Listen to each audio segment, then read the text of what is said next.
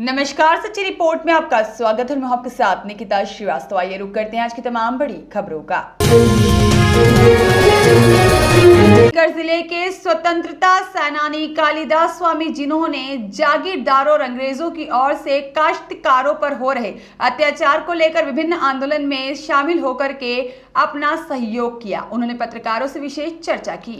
स्वतंत्रता संग्राम के आंदोलन से पहले गुलामी की बेड़ियों के साथ साथ जागीरदारों और अंग्रेजों की ओर से काश्तकारों पर बड़े जुल्म किए जाते थे। स्वतंत्रता संग्राम के आंदोलन को लेकर दाता के पत्रकार लीखा सिंह सैनी और सुरेश नेमीवाल ने स्वतंत्रता संग्राम सेनानी कालिदास स्वामी से खास बातचीत की।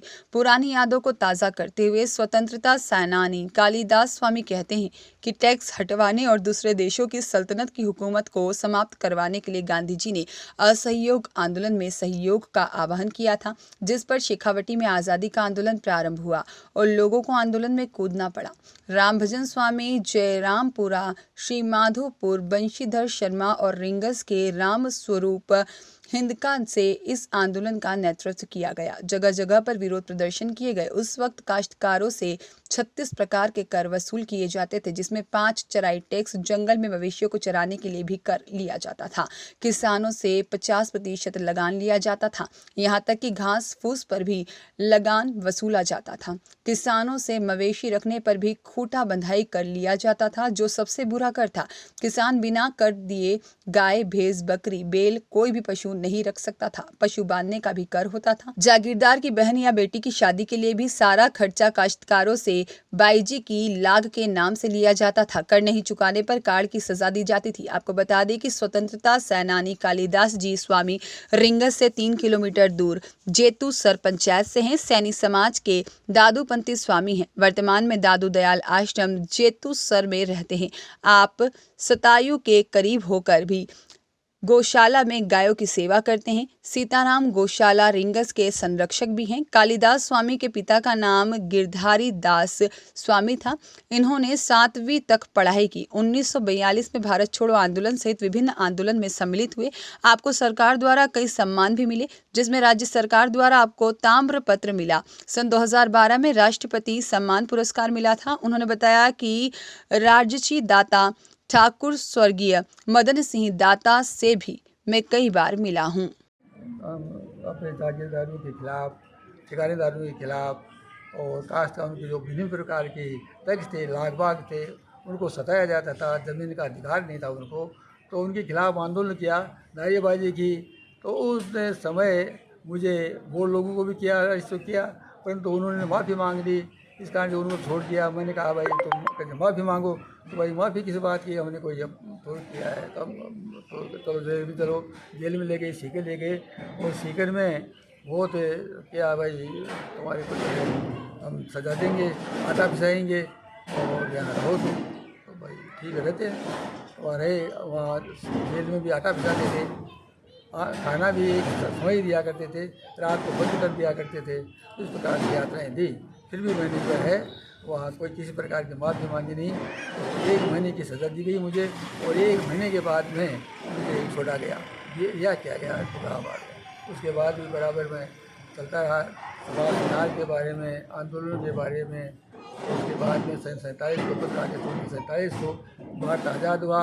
आज़ाद में हमने बड़ी खुशियाँ मनाई और सब जगह से लोगों को ये गुस्सा हुआ कि आप लोगों का ये एक एहसान है कि हमें आज़ादी दिला दी, अंग्रेज चले गए, यहाँ पर अपना राज आ गया, अपने राज अच्छा रहेगा। इस प्रकार का सरपंच का थाड़ी पंचायत जेस का मैं सरपंच जो है सन 60 में सरपंच बना था, दिसंबर 60 में।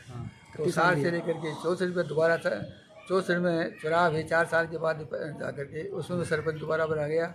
31 साल रहेगा पूरा है, पूरा 31 साल तक रहेगा, पूरे 28 साल सर। 28 साल रहेगा। कोई पुरस्कार भी मिले होगा तो स्वतंत्रता सेनानी है ना, कोई सरकार की तरफ से था? नहीं, सरकार के तो पुरस्कार तो मुझे मिला है, कोई प्रमाण पत्र जरूर मिले मुझे।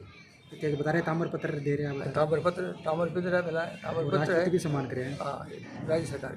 राज्य सरकार एक बार और राष्ट्रपति ने मुझे बुलाया था सन 12 में।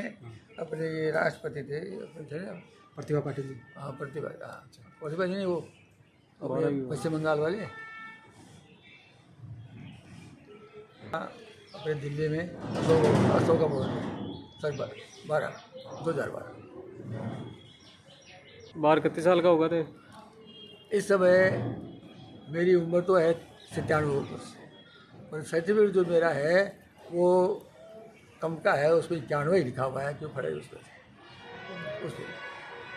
मैंने अंग्रेजों के खिलाफ हिंदुस्तान जब गुलाम था अंग्रेजों के, यहाँ हमारी 4 प्रकार की गुलामी थी।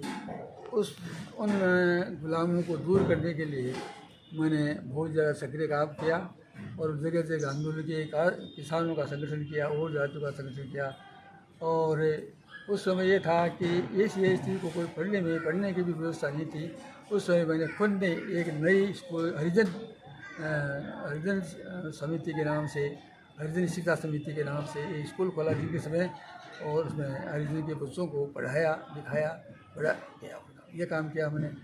और एक उनमें बीना जाति पर टैक्स लगाया गया था और उन पर पाबंदी लगा दी थी, और एक जराइम केसा कानून बना दिया था। उनको हमेशा जो है थाने में जाकर के, पहले थाने थे वहाँ पत्रोल रहता था, थानेदार आजकल जो थानादार हो गया उसमें पत्रोल कहते थे उसको। वो पत्रोल हाजिरी के लिए 3 बार उन लोगों को बुलाता था, और भाई सुबह आके 2, दोपहर को 2, रात को आधी रात का 2, इस प्रकार उस आंदोलन के, उस काले कानून के खिलाफ ही हमने जो आंदोलन किया। और मुझे उस समय पकड़ा गया था, परंतु थोड़े दिन तक करके वैसे सज़ा नहीं बोली गई और मुझे सख्त छोड़ दिया था। सुरेश कुमावत की रिपोर्ट।